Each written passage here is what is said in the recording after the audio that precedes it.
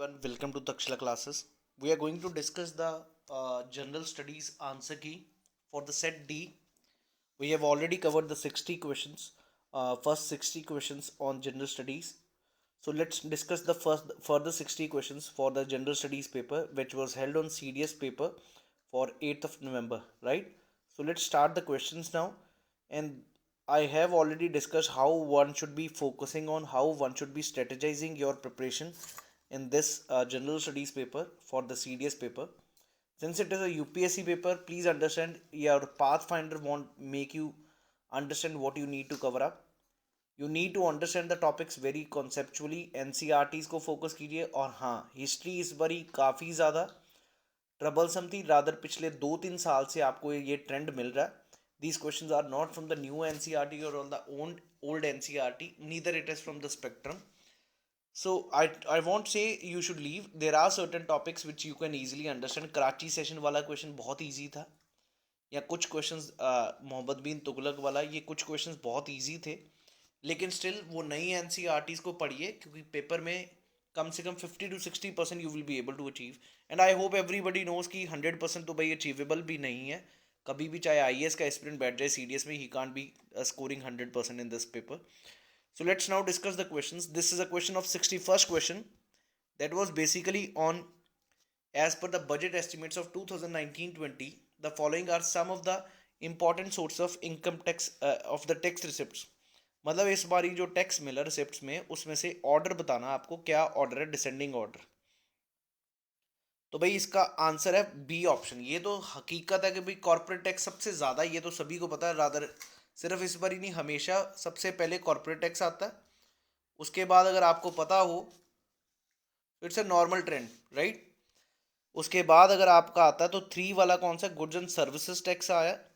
Then tax on income other than corporation tax. तो मतलब income tax से ज़्यादा स्लैब बढ़ चुका है जीएसटी का. थर्ड 2 नंबर भी आपको दिख गया, और आखिरी है एक्साइज ड्यूटीज. तो आंसर इसका बी ऑप्शन था इस क्वेश्चन में.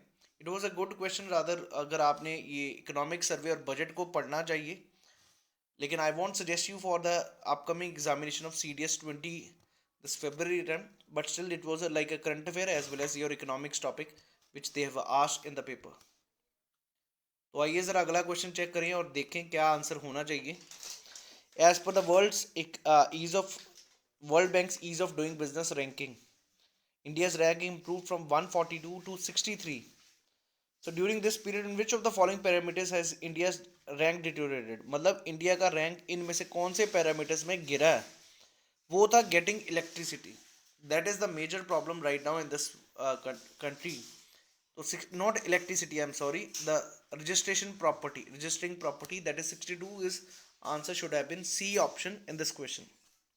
तो यहाँ पर ease of doing business report हम समझते थे ये पूछ सकता है, लेकिन इस बार ही कुछ क्वेश्चन और फर्दर न्यूज़पेपर अगर आपने अच्छे से पढ़ा, then you could have answer this question. आइए ज़रा अगला क्वेश्चन चेक करें. Which one of the following statements with regard to the national food security. ये मेरे भाई फूड सिक्योरिटी एक्ट पर काफ़ी ज़्यादा क्वेश्चन पूछ चुका है यूपीएससी, तो इस बार ही भी पूछा इन्होंने. Act was enacted in the year 2013, that is true. Then act was in rolled out in the year 2014. तो यहाँ पर मेरे भाई कुछ गलती है. 60 जो आप बात कर रहे हैं, तो नॉट रोल्ड आउट इन 2014. तो आंसर इसका होना चाहिए था बी ऑप्शन. नेक्स्ट आइए 64th क्वेश्चन पर. Which one of the following statements regarding Indian economy 2019-20 में इकोनॉमी में is not correct. There has been deceleration in the growth rate, that is true. There has been sluggish growth in the tax revenue relative to the budget estimates. बिल्कुल ही जितना estimate था उतना हुआ नहीं. लेकिन अगर बात करें physical deficit as percent of GDP has been as per the budget estimates, नहीं जी, आज तक फिजिकल डेफिसिट जितना टारगेटेड है वो तो कभी पहुंचा भी नहीं, और इस बारी तो पॉसिबल भी नहीं था. So C should have been the answer in this question. Next, as per the budget estimates of the expenditure on major subsidies during 2019-20, the maximum expenditure was likely to be on what. अगर हम subsidies की बात करें जिसमें पैसे जाते हैं, तो सबसे ज़्यादा किस में गए हैं, ये क्वेश्चन है जी आपके पेपर में. और इसका आंसर था basically, it was basically urea subsidy which was the major subsidy in the country. इसको एक बार ज़रूर चेक करिएगा. It was a good question, but I am not very sure about this thing कि सबसे ज़्यादा पैसे सब्सिडी में सरकार के किस जगह पर गए हैं। आपको पता होगा सब्सिडीज़ वाला। Again it was a factorial question. आइए ज़रा अगला क्वेश्चन चेक करें। ये अच्छा क्वेश्चन है ज्योग्राफी का जी। सबसे कम रेनफॉल कहाँ पर होती है, सबसे minimum rainfall which place of the India receives, that is Leh Ladakh. Obviously Jodhpur से भी कम लेह में होगी। Timber vegetation is not found, सब ट्रॉपिकल में मिलेगी जी, टेम्परेट में भी मिलेगी, एल्पाइन में भी मिलेगी पाइन ट्रीज, लेकिन टुंड्रा में आपको ट्रीज ही नहीं मिलेंगे, तो टिम्बर वेजिटेशन कहाँ से मिल जाएगी जी।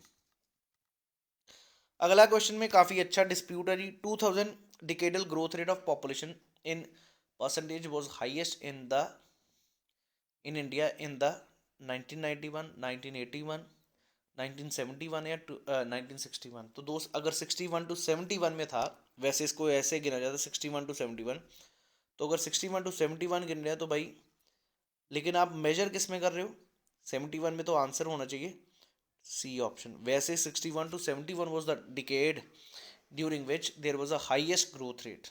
अच्छा क्वेश्चन था ये भी। अगला, isotherm line which divides India north south almost equal parts in the month of January is 15 degree. ये काफ़ी बारी पेपर में पहले क्वेश्चन आ चुका है, एनडीए में भी आ चुका है, तो रिपीटेड क्वेश्चन था जी। अगला क्वेश्चन काफ़ी अच्छा जी, सवाना, ट्रॉपिकल सवाना क्लाइमेट में। ये मैंने काफ़ी क्लासेस में पहले भी करवा चुका हूँ दोस्त। ये कॉपन्स क्लासिफिकेशन काफ़ी अच्छे से मैंने इंडिया का भी और पूरी दुनिया का भी क्लाइमेट को डिस्कस करें। अगर थोड़ा सा बताना चाहूँगा कैसे आप इस क्वेश्चन को कर सकते हैं। ए बी सी आप रीजन्स के बेसिस पे डिवाइड करते हो। ए बहुत गर्म, उससे थोड़ा ठंडा, उससे बहुत ठंडा। ए आप समझते हो इक्वेटोरियल या ट्रॉपिकल एरियाज में, बी आप समझते हो टेम्परेट एरियाज में, सी बिल्कुल ठंडे एरियाज में। एक एग्जांपल दे रहा हूँ। या फिर डी तक बिल्कुल फ्रिजिड जोन में। तो डी और सी तो बिल्कुल नहीं है, रह गए ए डब्ल्यू और ए एम। आगे जो डब्ल्यू, ये भी सिंबल्स हैं जी। एफ आता है जो कि rainfall through out the year होता है। फिर उसके बाद डब्ल्यू होता है जहां पर होता है कि winters are dry and summers are wet. Clear है जी। उसके बाद आता है ए एम मॉनसून के लिए, और उसके बाद आता है एक S which are summers are dry and winters are wet. तो आंसर इसका होना चाहिए ए ऑप्शन। बहुत ही सिंपल था, A W should have been the answer in this question, क्योंकि समर्स में बारिश आएगी, winters are dry. So answer was A option in this question. Next question भी हमने फटाफट सीरीज में आप अगर चेक करें तो वहां पर मैंने करवाया हुआ इंसेप्टी सोल्स, एंटी सोल्स, अल्फी सोल्स और वर्टी सोल्स के बारे। ये आप अगर मैप चेक करें, पिछले 3 बार सॉइल्स पे बार बार क्वेश्चन पूछा और इस बारी फिर से पूछा है। ये कुछ ऐसा नहीं कि it was a new question, पिछले 2 बारी के पेपर चेक करिए और फटाफट सीरीज में चेक करिए, मैंने बताया हुआ है। एलुवियल सॉइल सबसे ज्यादा, और वहां पर आपके एनसीईआरटी में भी ये सॉइल्स के दिया हुआ है। आंसर इज एंटी सोल्स, जहां पर सबसे ज्यादा percentage of alluvial soil is found is entisols. 71st question.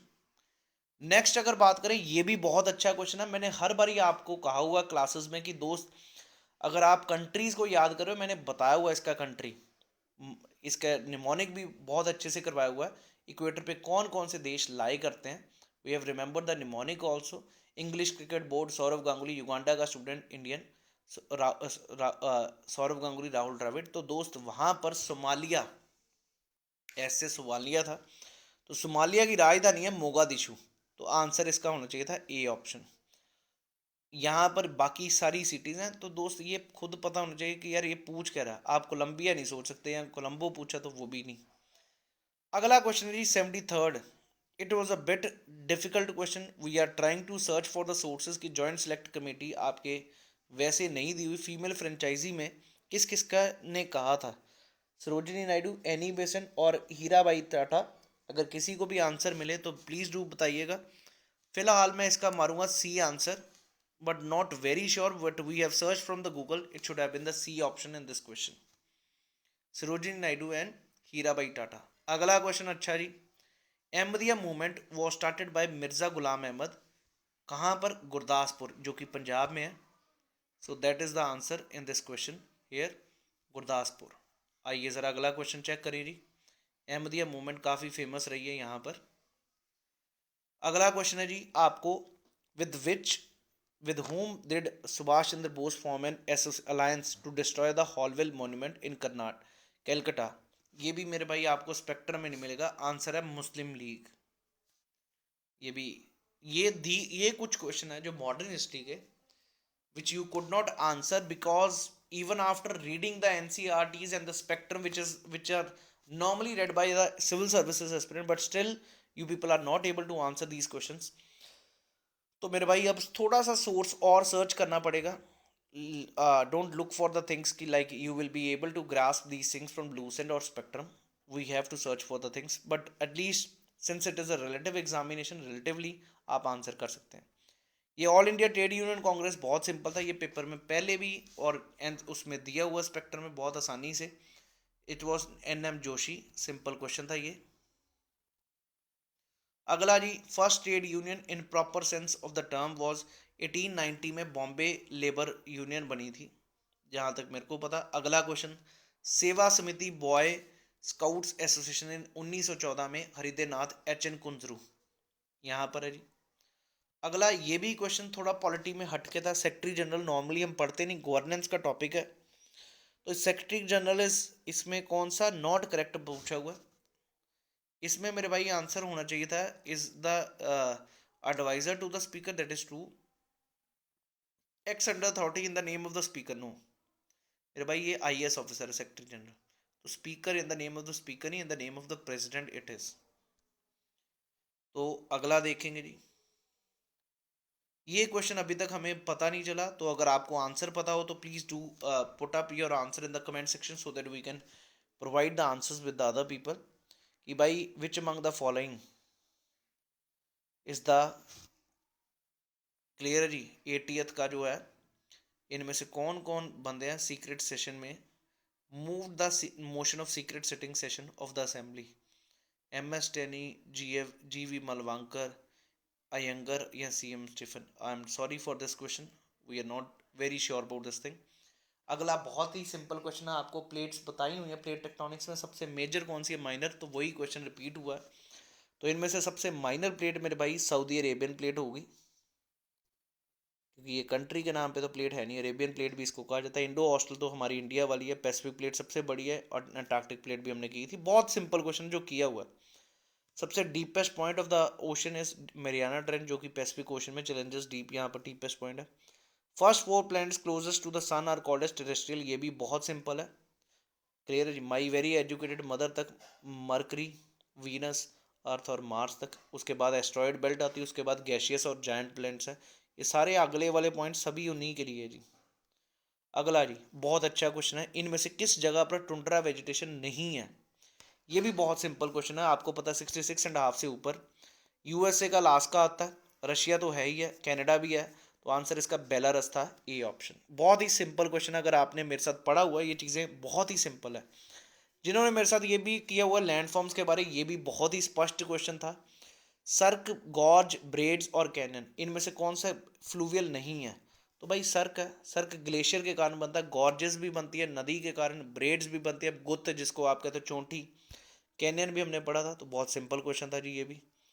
अगला क्वेश्चन है जी 86th क्वेश्चन, इसमें थोड़ी सी दिक्कत है अभी तक, क्योंकि ना तो मैं आर्ट एंड कल्चर पे आपको कभी कहूँगा कि इस पे फोकस करिए, these are the questions which you can't answer, but if you search it for the Google the answer is given as B option. But let's be very sure, I am not very sure about this question है, clear है जी. क्योंकि यार 100% नहीं, 20 number minimum मांग रहा, मैं आराम से आपको 50 नंबर दे रहा हूँ. फटाफट सीरीज चेक करिए, करंट अफेयर्स एनालिसिस चेक करिए, you will be getting everything over there. अगला क्वेश्चन गुड है. एंशिएंट में मैंने पहले भी बताया आपको 4 टॉपिक्स पढ़ने, Indus valley civilisation, Gupta age सबसे इंपॉर्टेंट है, मॉडर्न एज सबसे इंपॉर्टेंट है, और फिर उसके बाद आता है ये वैदिक एज और ये इंडस वैली. तो क्वेश्चन आया गुप्ता एज पे हमेशा पूछता, तो कोई ये तो है नहीं कि पहली बार ही पूछा. नॉट करेक्ट है भाई, गोल्ड कॉइन बिल्कुल 2 दिनार कहा जाए, और सबसे ज़्यादा गुप्ता एज में ये फेमस है कि गोल्ड कॉइन्स इशू करने वाली ये करेंसी थी. बिल्कुल जी, इन चारों ने सिल्वर कॉइन्स भी इशू किए थे. The obverses of coins are carved with the images of the king and on the reverses are carved deities, ये भी ठीक है जी. तो आखिरी ऑप्शन जो थी वो गलत थी, कि largest number of coins issued by the Guptas were of copper.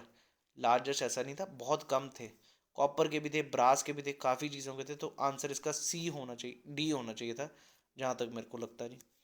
अगला फिलॉसफी ऑफ बम, ये बहुत सिंपल है, आपकी बुक में बहुत ही अच्छे से उसमें लिखा हुआ है. स्पेक्ट्रम में भगवती चरण वोरा, वैसे एनडीए में भी क्वेश्चन आया हुआ फिलोसफी ऑफ बम, लेकिन वहां पर दो ऑप्शन इकट्ठी हुई थी, भगवती चरण वोरा और भगत सिंह। यहाँ पर हम भगत सिंह ही मारेंगे क्योंकि आपको भगवती चरण वोरा ही मारेंगे। ये भी बहुत स्पष्ट है, आप अगर मेरी सीरीज भी चेक करें जहाँ पर सिनॉप्सिस दिया है वहाँ पर दिया हुआ है कि फंडामेंटल राइट्स और न्यू इकोनॉमिक पॉलिसी किसने दी थी, किस सेशन में हुई थी। That was basically Karachi session. बहुत सिंपल है, 1931 में, अगर आपको याद हो, जब गांधी जी वहाँ पर गए, काले झंडे दिखाए गए एंड देयर ही announce fundamental rights and new economic policy. हज़ारों बार आपको करवाया हुआ, अगर आप चेक करें। अगला क्वेश्चन इज गुड 90 का दी कि यार हमारे जो इंडिया में was not a centre of revolt of 1857। Ayodhya, Agra, Delhi और कानपुर। दिल्ली और कानपुर से तो पता जी, दिल्ली से, दिल्ली हमारे सल्तनत के, और ये भी कानपुर भी पता, तांतिया टोपे, नाना साहब। रह जाता अयोध्या और आगरा। मेरे हिसाब से मेरे भाई आंसर इधर होना चाहिए आगरा। एक बार ज़रूर चेक करिए, it was a bit tough question because not everybody knows about this thing. ज़रूर एक बार चेक करिए और मेरे को भी आंसर कंफर्म कीजिएगा, कमेंट सेक्शन में मारिए अगर आपको कोई और सोर्स मिलता है, but be confirm with the source also.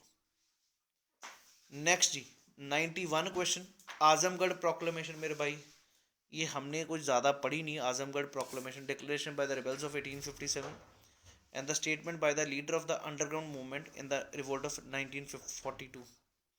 So this question till now is to be counted. We will definitely search it out and then confirm you about this question also. Still there are 2-3 questions which are, अगर आप check करें polity को भी अगर compare करें दोस्त, IAS में polity इससे बहुत आसान आई थी, इसमें थोड़ी टफ है भाई। तो ये समझिए चीज़ों को। CDS is nowhere less than civil services or CAPF examination. You need to work on these topics very comprehensively. मतलब मेरे भाई 3 महीने में भी कवर होता है, ऐसा नहीं कि नहीं कवर होता, लेकिन अगर आप स्ट्रेटजी वाइज अच्छे से पढ़ें जो टॉपिक्स पढ़ने, क्योंकि यहाँ पर मिनिमम 20 नंबर, बाकियों में आप मेरिट बढ़ा सकते हैं।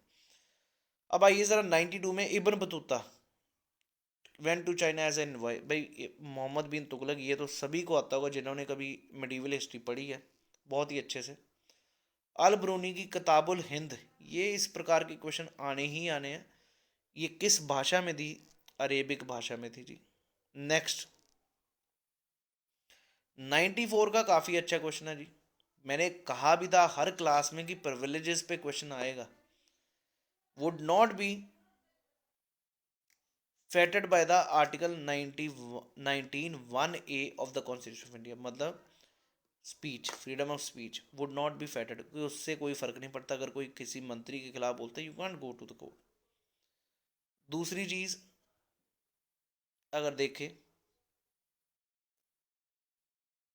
आपने करेक्ट ही पूछा, वुड नॉट बी फेटेड, ये पहला तो ऑप्शन बिल्कुल ठीक बन रहा जी।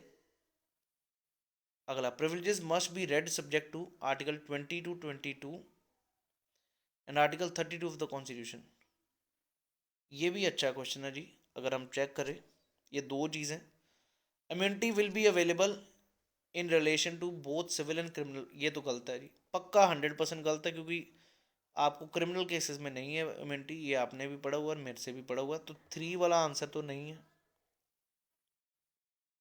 और 1 अपना पक्का है जी, 2 भी अपने को ठीक लग रहा है। 4 देखेंगे, immunity is available in relation to freedom of speech even in his her private और पर्सनल, ऐसा नहीं है जी। सो मेरे भाई आंसर इसका होना चाहिए था 94 का बी ऑप्शन मेरे हिसाब से। अच्छा क्वेश्चन है पॉलिटी में जहाँ पर प्रिविलेजेस पूछी गई हैं, अच्छे से पूछा है। नेक्स्ट आइए ज़रा अगला क्वेश्चन 95 का, जो पार्लियामेंट्री कमेटीज होती हैं उस पर क्वेश्चन पूछा है कि भाई जो मेंबर बनते हैं तो वो कहाँ से, आर अपॉइंटेड और elected on a motion made और एंड अडॉप्टेड। पहला आर ओनली अपॉइंटेड, क्या सिर्फ अपॉइंटेड ही होते हैं? दूसरा ओनली इलेक्टेड, तीसरा ओनली नॉमिनेटेड। अच्छा क्वेश्चन है जी।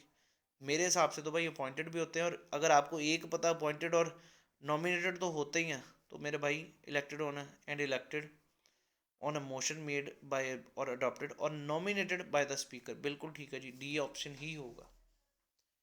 क्लियर है जी ये क्वेश्चन। अगला क्वेश्चन चेक करेंगे, which of the following is classified the category of political parties as outlined by the election commission of India.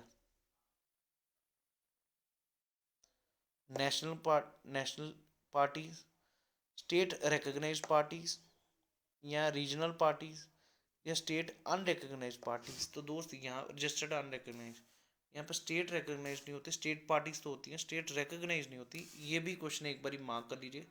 ये कुछ क्वेश्चन है जो पॉलिटी के कुछ उन टॉपिक से उठाए हैं जो नॉर्मली हर बंदा इग्नोर करता है, पढ़ते नहीं है हम इस चीज़ को, लेकिन पूछा गया। आइए जरा अगला क्वेश्चन चेक करिए। ये तो बहुत ही स्पष्ट क्वेश्चन है कि 42nd अमेंडमेंट से कौन कौन से वर्ड प्रेम्बल में ऐड किए गए थे। सोशलिस्ट तो था ही, सेकुलर भी था, इंटेग्रिटी भी था, तो 1, 2 और 3 आंसर होना चाहिए। तो बहुत सिंपल है क्वेश्चन। 42nd amendment 1976। 98th ये क्वेश्चन रिपीटेड है जी, CFF में भी पूछ चुका, CDS में भी पूछ चुका, हर जगह पे पूछ चुका। कॉन्स्टिट्यूशनल एडवाइजर कौन था? BN Rao. Judicial system writs कौन कौन इशू करता है? हाई कोर्ट और सुप्रीम कोर्ट दोनों इशू करते हैं आर्टिकल 32 और 226 के तहत। सिटीजनशिप किस falls under which of the following parts? ये कितना simple simple question. Part 2 of the constitution clear है जी। आर्टिकल 5 to 11 सिटीजनशिप ही है, हमने बात ही इतनी की थी, वही आ गया। ये ग्रेट बैरियर रीफ, जिन्होंने भी मेरी क्लासेस लगाई हुई हैं, मैंने बार बार आपको बताया था कि भाई ये ऑस्ट्रेलिया के किस साइड है? इस साइड है, नॉर्थ ईस्ट। मैंने बताया क्वींसलैंड के पास, तो ईस्ट ऑस्ट्रेलिया मारोगे, ऊपर तो है नहीं, इस तरफ है। तो आंसर ए ऑप्शन होना चाहिए था, great barrier reef is found. बिल्कुल ही अच्छा क्वेश्चन और बिल्कुल किया कराई चीज़ है, और क्या चाहिए दोस्त। 102 की बात करें तो दोस्त, द अमंग द फॉलोइंग सप्त सीरीज, सतपात्रा सीरीज किसने शुरू की थी? GH देशमुख। ये मेरे भाई गूगल में ही सर्च मार के मारा, लोक हितवाड़ी जिनको कहा जाता है।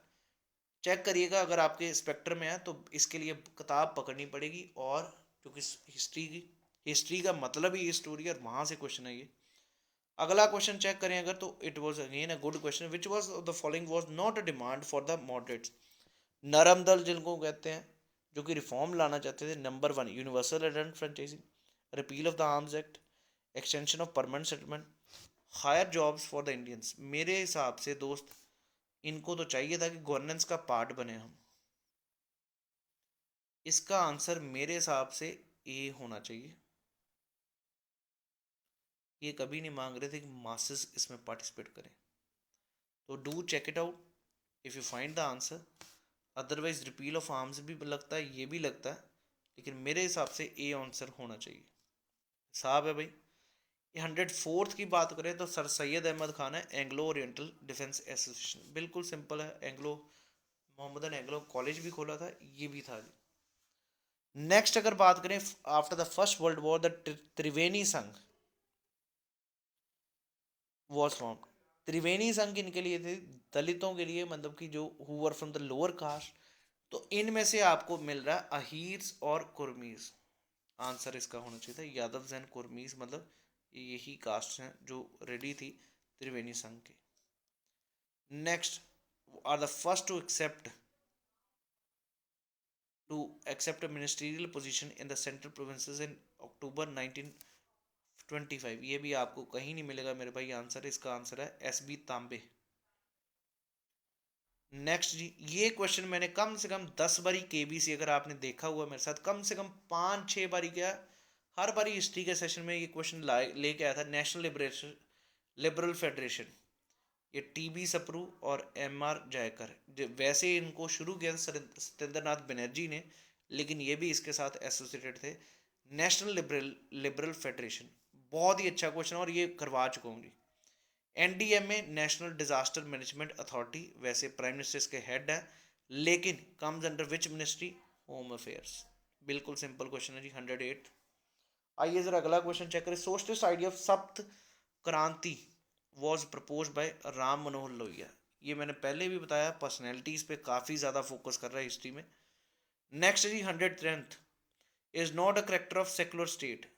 नंबर 1 है जी, diffuses theocracy, separates religion from the state in order to be secular must be democratic and it must prevent religious conflict and promote religious harmony। ये तो बिल्कुल ठीक है जी। आंसर ए और बी में से, सी में से लग रहा है। तो मैं तो कहूँगा भी इट रिफ्यूजेस थियोक्रेसी, मतलब स्टडी ऑफ गॉड नहीं होना चाहिए। ऐसा मैं नहीं, थियोक्रेसी समझते हो ना, रूल ऑफ गॉड। ये भी मेरे हिसाब से not a characteristic, C answer इसका होना चाहिए। एक बार ज़रूर चेक करिएगा, C is not a character of secular state. Next, special address governor कब देता है to the address delivered by the Congress? बिल्कुल जी, जब पहला सेशन बैठता है पहली बारी यहाँ जनरल इलेक्शन के बाद या first session of each year, वहां पर स्पेशल एड्रेस देता है गवर्नर। बहुत सिंपल क्वेश्चन है जी ये। अगला क्वेश्चन पंचायत के बारे, लेजिस्लेचर ऑफ स्टेट में by law make provision with respect to the composition, बिल्कुल ठीक है जी।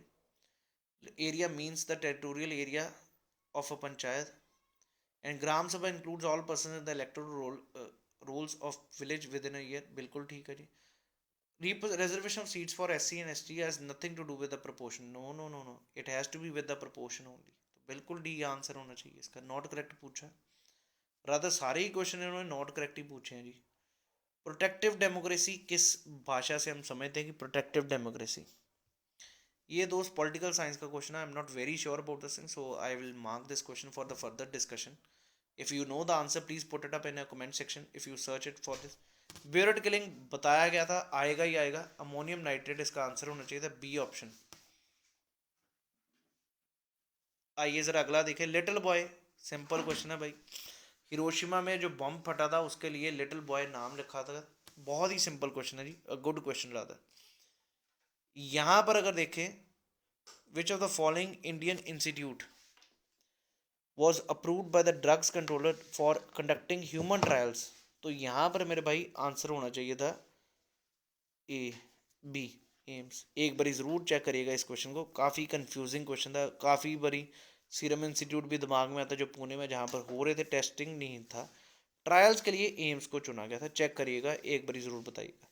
ये अच्छा क्वेश्चन था। Recent oil explosion in Baghjan is due to what? Removing the spool spool during the blowout control operations. Next है जी 118, Ram temple को मेयर उसका कंस्ट्रक्टर कौन है जी? Chandrakant Sompura. Chandrakant Sompura is the answer for this question. Good question and but difficult question. ये करवाया हुआ जी ट्रॉपिक ऑफ कैप्रिकॉर्न पे। इनमें से कौन सी कंट्री है जो नहीं लोकेटेड? यूरुग्वे है जी। अगला क्वेश्चन 120th का, माउंट मेरापी। बहुत सिंपल क्वेश्चन है ये भी। वॉल्केनोज में मैंने यही करवाया था आपको। नाम वेसुवियस आपको भी पता इटली है, और मोनालिया आपको भी पता मोनालोवा हवाई आइलैंड है। ठीक है जी, नाम से ही दिख रहा है साकुरी जामा, फ्यूजियामा, जामा जुमा कितने कहाँ पे होंगे? जापान में। तो दोस्त आंसर आपको सीधा दिख रहा है, D option. So these were the questions which were there in the CDS paper. The one who is able to answer nearly 50 to 60 questions, it was very easy to answer the 50 to 60 questions in the CDS paper. They don't need to worry about the results. They should start preparation for SSB, but let's be very practical and start preparing for the February attempt. Stay tuned on our channel. You will be getting updates about the current affairs. Weekly current affairs भी discuss होंगे, और काफ़ी comprehensively we will be covering up the CFF sessions now onwards. So please do share this channel as much as possible and do like this channel as much as possible. So thank you, wish you all the best. Jai Hind everyone, keep working hard.